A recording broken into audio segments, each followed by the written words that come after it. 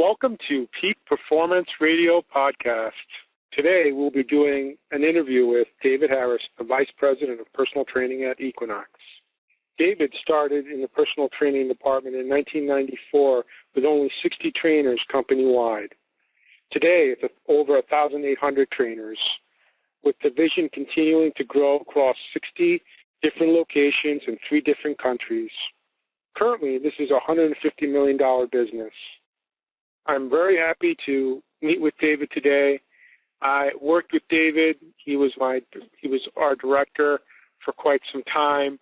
I also last worked with him at the E-Club, which was a great privilege of mine to be the first staff at the E-Club. Well, thank you for joining me and taking time out of the start of your day over there at the sunny LA, hopefully. Yes. Well, I personally started this website and / podcast to share with people in the industry great examples of success, great examples of leadership in all walks of life, from exercise scientists to professional strength coaches to gym owners to managers to authors, comedians. And throughout this conversation, I'm going to be asking you questions that I've asked everyone, and then wherever this conversation takes us, we will try to confine it into a short period of time. But if you would like, I would love to invite you maybe 2 or 3 months down the line to talk about something a little bit more specific. Okay.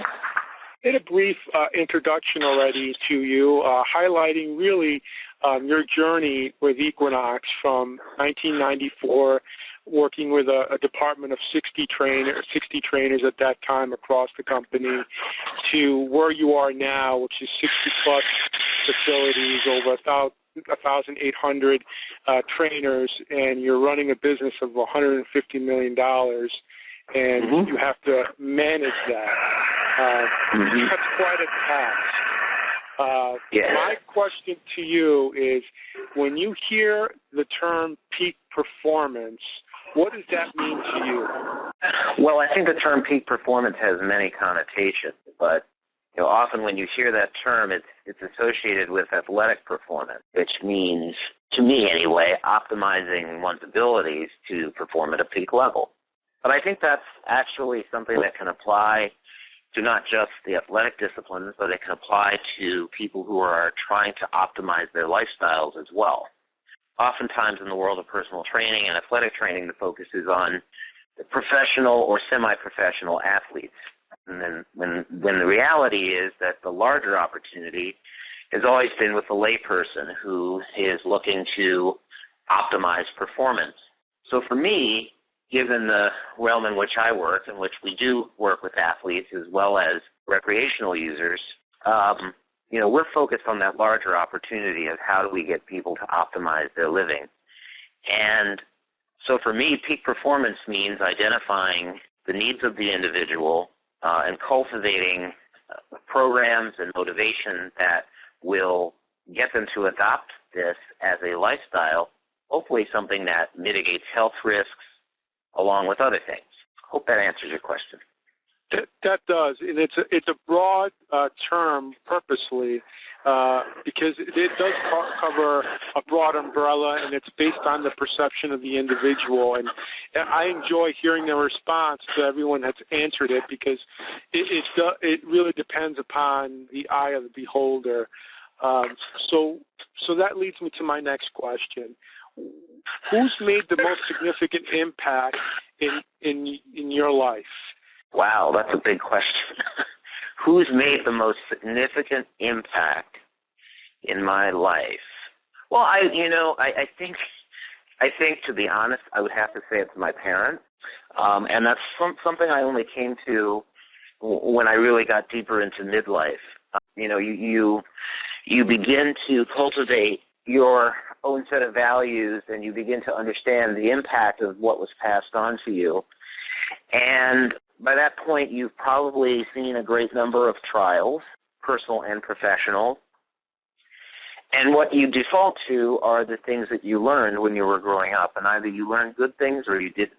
And I would say for me, perseverance has been a very important lesson to have learned, to not be bowed by obstacles or people who get in your way, and to constantly forge ahead with a sense of certitude about what you're doing. Not certitude is different from arrogance. I think certitude means having convictions about what you're doing while being open-minded enough to listen. I like to think that those are things that I learned from my parents.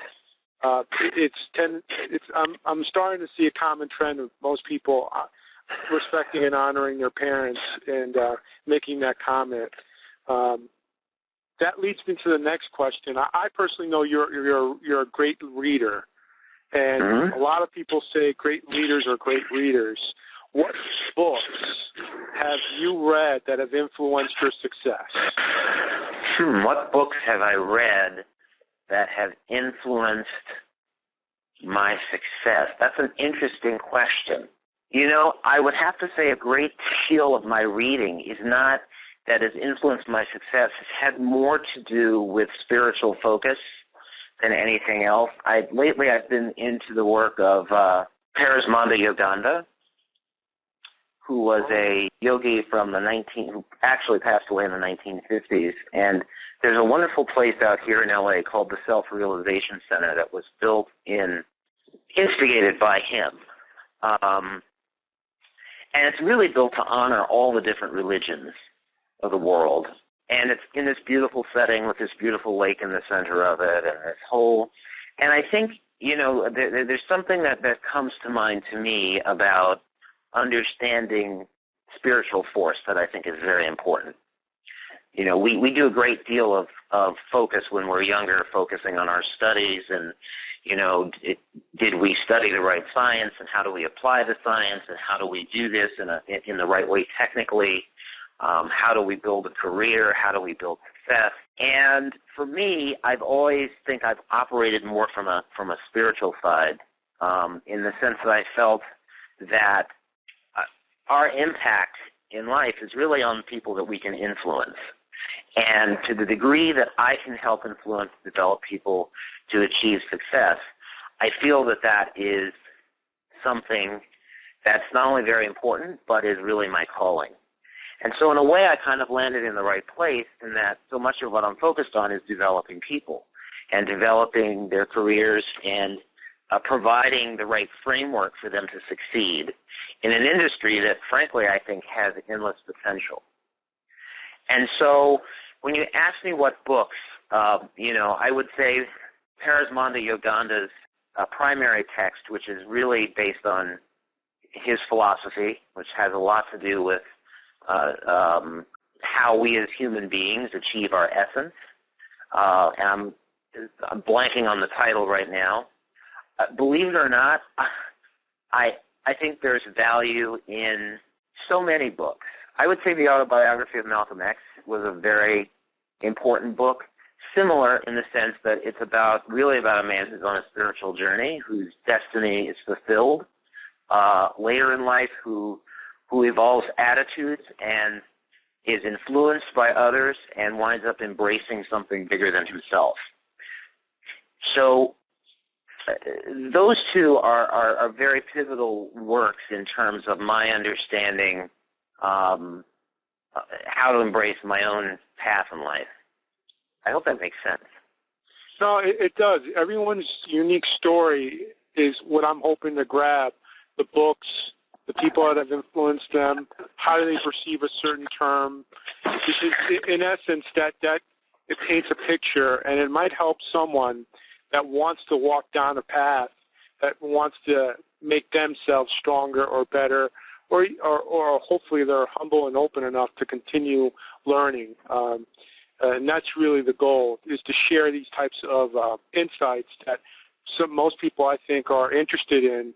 The next question I want to really start talking about is a little bit more about the industry. What are your personal workouts like? I know historically in the past you were a competitive bodybuilder. Today, you're obviously have taken a different path.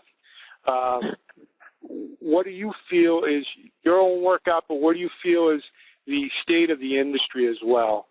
Well, yeah, I mean, actually, if we go back to before I did bodybuilding, I actually started as a runner, believe it or not, and I did long-distance running, and I weighed all of 135 pounds soaking wet. And then I took many years off, and I got into the bodybuilding world, and I took that as far as I could naturally without indulging in any substances to enlarge the perception of who I was, shall we say. But you know, I learned a great deal from that, and when I look back at that, it wasn't really the exercise as much as it was the discipline required to achieve a certain end, like it is in any sport, right? And in this end, you're talking about, you know, achieving a certain appearance, peaking at a certain time, looking a certain way. There was so much involved with it aesthetically that I thought was interesting, really developing my physique to the point where, to its full potential. And that was very important. As I moved on to later, you know, that foundation was very important in terms of carrying me into midlife, having a really good metabolism, having a very good sense of discipline, understanding nutrition, understanding how to manipulate my body chemistry to achieve whatever I wanted to. All of that was very important. I would say now, you know, I work with trainers exclusively at this point. I do not train on my own because at this point I think, you know, we tend to default to what we know. We don't have a third eye on ourselves, and we're not really the best at programming for ourselves.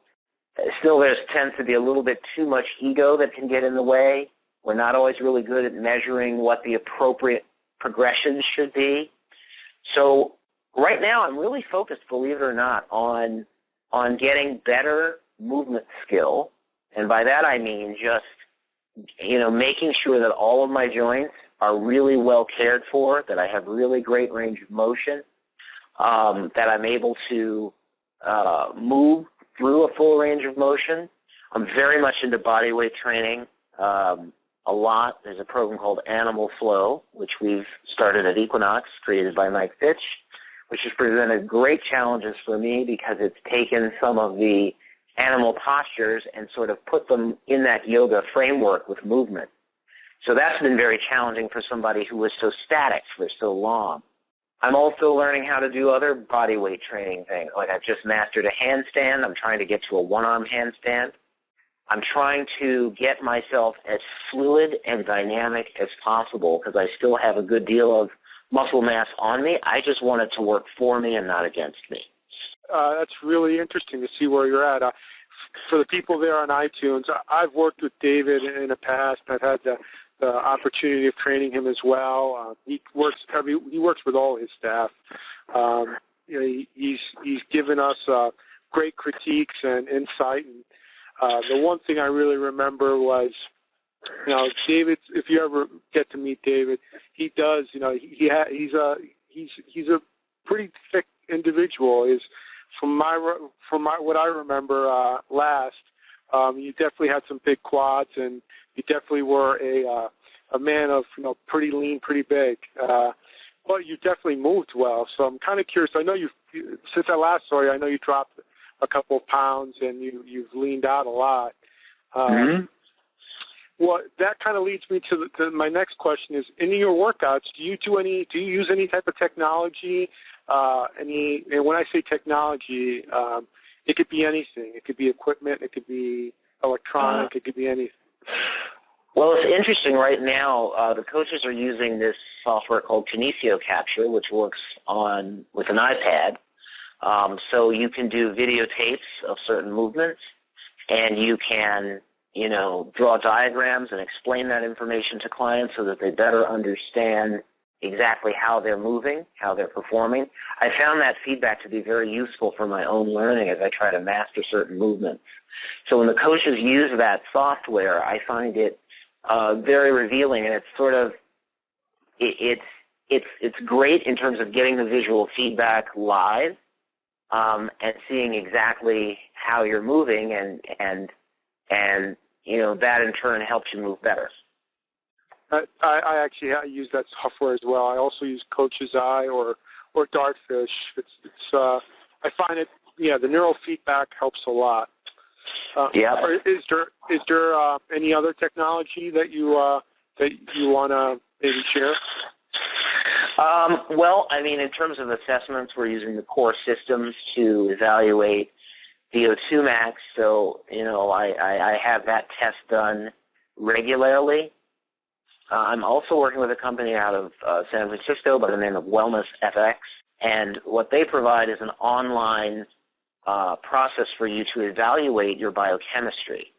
So you go online, you subscribe to the service, and after you've filled out a health profile, they dispatch a phlebotomist to your home, they take your blood and urine, and 10 days later, your full stats are up online in a secure data file, together with a lot of great educational information on each part of your blood panel to better understand how healthy you are and what you can do to really optimize that health.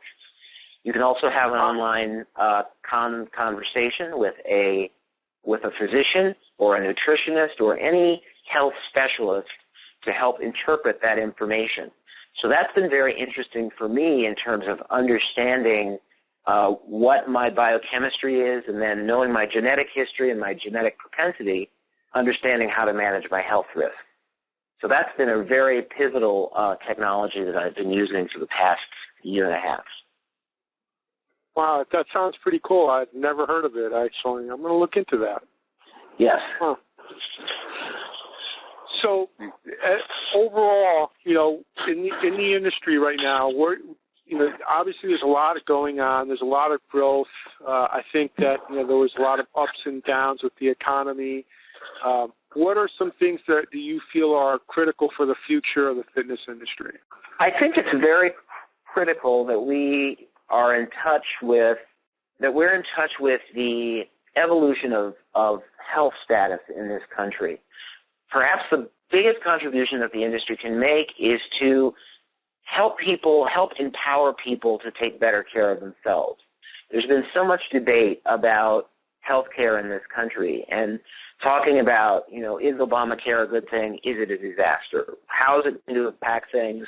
And there are right voices on both sides of that debate. But I'm a big believer in self-care. I also believe we need to take care of others. But I think for those who are in the know and have access to information, and really access is always the key to how you are able to survive, having access to great information and then being able to empower individuals to better understand what they can do to make the right choices to optimize their health is really the responsibility of this industry.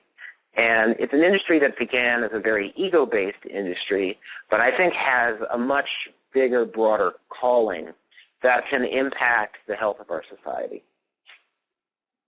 That's a great response. I agree with you. We need to practice more self-care. We need to be more about preventative care and get away from the latter.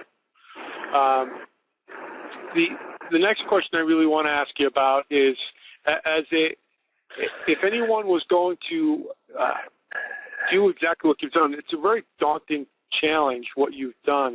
And what would you, in regards to taking a facility that only had 60 trainers now to where it's growing even further, over 1,800 trainers, what insight would you give to someone that is aspiring to climb that ladder and get to where you're at? Well, I think it's always very important to follow your heart's desire and to follow an interest to its logical conclusion. I never set out with the idea that I was going to run this huge empire. That wasn't what I was about. I was simply following what I was doing. And, as I became successful at that, what I did was try to expand and build on that success. And I did it one brick at a time, one club at a time. But one thing that became very evident to me, and I know this will be really interesting news for you that I'm going to report to you, is, I think it's so important that in the world of personal training, that there be a systematic approach to how we apply exercise science principles. And it's still shocking today when you interview trainers that they come in with this sort of, they still have this sort of men's fitness idea of how to apply program design. And, you know, the basic principle of how you manipulate variables to achieve success over time is not really thought through in a logical and systematic way. And so one of the big cornerstones of our success has been making sure that we had a system for applying those principles. And over the last 4 years, we've been working with UCLA, David Geffen School of Medicine. And what we did was take our nonlinear periodization platform and we subjected it to a clinical trial. We wanted to be the first in the industry to actually come out of the box and say, if you apply exercise periodization principles to a select group of people, and when you're doing a study, you always have to have a select group, because it's a control group, would they see better results than those who exercised randomly on their own? And it's a good comparison because it calls into question the value of personal training. You know, are you better off working with someone who is coached versus with someone who is non-coached? And so over the last 4 years, we worked with the Geffen School to design the study. The study was completed in early 2013, and a study has been written which will be published in the NSCA Strength and Conditioning Journal. It is actually being presented tomorrow in Las Vegas by Dr. Tom Storr at the NSCA conference in Las Vegas. So it's a very exciting moment for us to have this memorialization of principles. And that's held us in good stead because it's allowed us in club after club that we've opened to teach a valuable way of thinking about how you apply principles. And it's not about a cookie-cutter approach. It's about getting people to understand the fundamental science and how it's applied.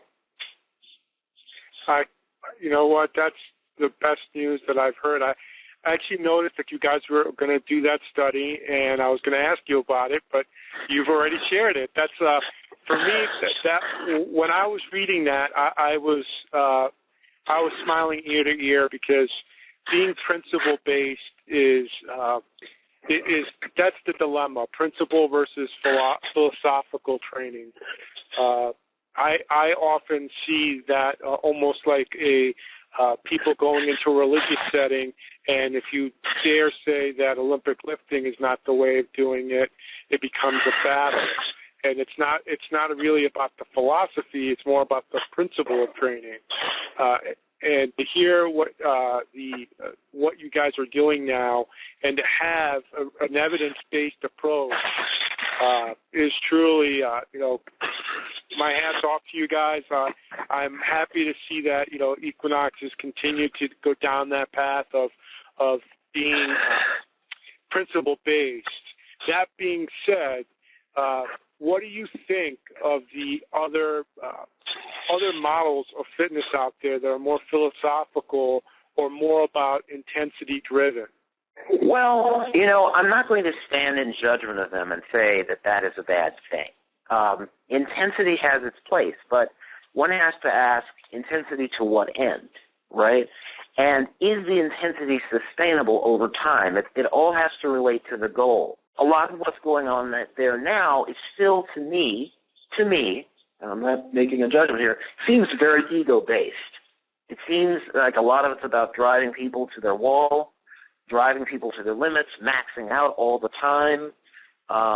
This kind of approach which says you've got to kill yourself to be fit. And that's not something that I think is sustainable over time. My goal is to be athletic at 90. And you do that by investing decade for decade in what your body is, right? So if you're 40 years old and you're training, you should be training to be the best 50-year-old you can be. And that means respecting your body, honoring its limits, understanding what it can do, and then taking it as far as it can go within that framework. And I don't think a lot of what's out there really thinks much about the future or sustainability. It's very much about the instant gratification of the now. Yeah, I have to truly agree. I'm, no longer as active as I used to be in the industry, but as far as training every day to day. But I often get questions from friends or family members about what do I think about certain programs. And my biggest argument is it's not specific, it's not assessment based. It's not sustainable, and that really is what I'm seeing more and more. To hear some of your comments, I'm happy to hear. First of all, I'm not surprised to hear that there's certain things that haven't changed. And the one last thing that I want to wrap this all up with, and then leave it open to see if you wanted to share anything else, any upcoming dates or any upcoming initial programs that you guys want to share with the people. Where do you see yourself going in the next couple of years? Where would you like to be in the next couple of years? Professionally, personally, like what do you? I would say more personally. Professionally, I think you're very content to where you're at, and yeah. Well, actually, I have an answer to both questions. I think, personally, I just want to have, ever greater contentment with my station in life. I want to feel, my parents my father is going to be 90 years old soon. Wow. So that's quite something, and my mother turns 85 at the end of this month. That's great. I have a great aunt who is 102. And I've been fortunate in my family to have family members who have lived, a really long time.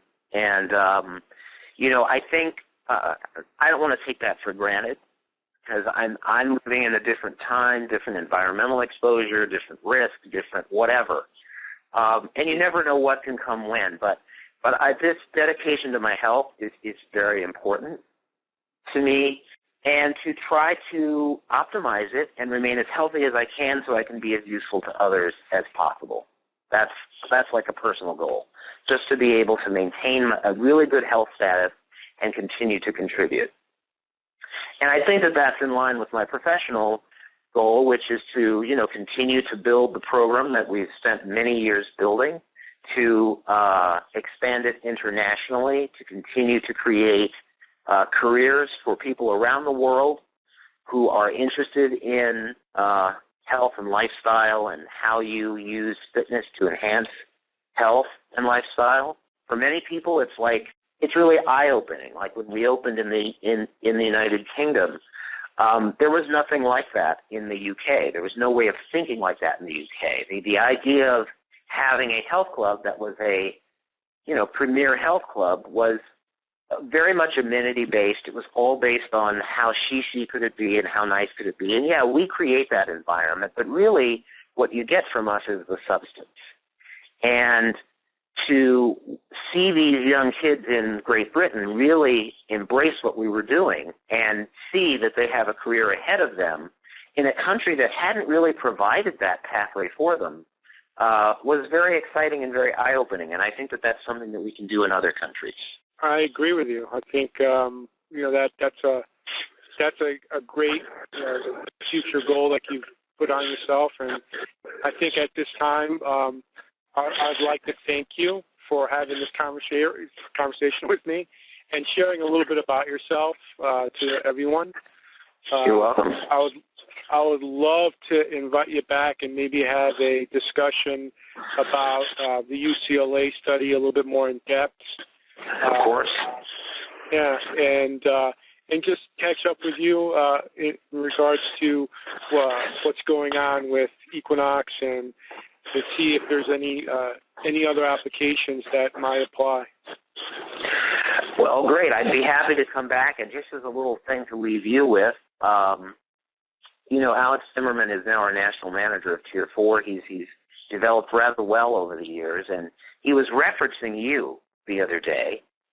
And it's interesting because often, we still have to bust people on their programming. As much as we've gone through memorializing this, keeping people honest is something that a manager always has to do.